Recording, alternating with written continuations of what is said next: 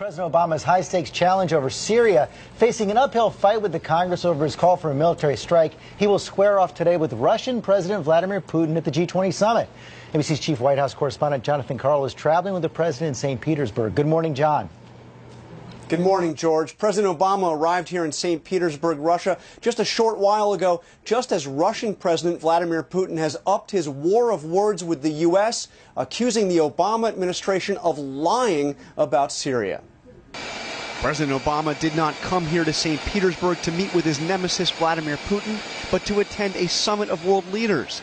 But Putin is the host of the summit, and the two will undoubtedly exchange a few words and a handshake or two. Their first face-to-face encounter since Russia granted asylum to one of America's most wanted fugitives, NSA leaker Edward Snowden. But the biggest source of tension today is Syria. President Obama Wednesday challenged the world to support his call for a military strike against Syria for using chemical weapons, noting that they have been banned under international law for nearly a century.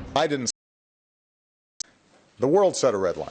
The president said Russia's efforts to block action against Syria have had deadly consequences. I think that international action would be much more effective, and ultimately we can end deaths much more rapidly if Russia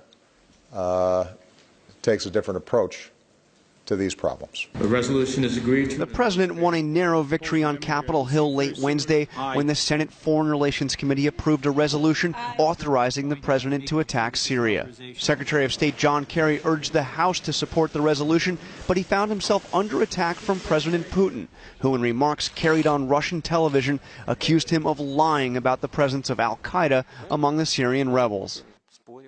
Even as the president attends the summit here in Russia, his staff is intently focused on the debate back in Washington, where growing opposition from conservatives and liberal Democrats in the House, usually some of his closest allies, has threatened to make passing that resolution authorizing force against Syria even more difficult than they had thought.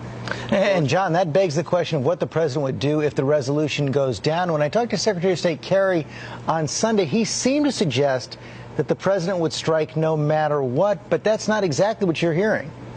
That's right, George. The public posture remains the same, that the president retains the right, the authority to attack Syria regardless of what Congress does. But the belief among his senior aides is that if Congress rejects this resolution, the president would almost certainly not go forward with a military strike on Syria.